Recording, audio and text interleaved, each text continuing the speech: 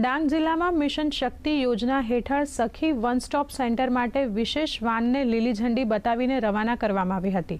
મહિલા અને બાળ વિકાસ અધિકારીની કચેરી ખાતેથી અધિકારી ડોક્ટર મનીષાબેન મુલતાનીએ આ વાનને પ્રસ્થાન કરાવી હતી। તેમણે કહ્યું હતું કે આ વાન રેસ્ક્યુ, બચાવ તેમજ પરિવાર સાથે પુનઃ મિલન, તબીબી સહાય અને કાનૂની સહાયના કામમાં ઉપયોગી બનશે તેમજ ઓછા સમયમાં મહિલાઓને મદદરૂપ પણ બની શકશે।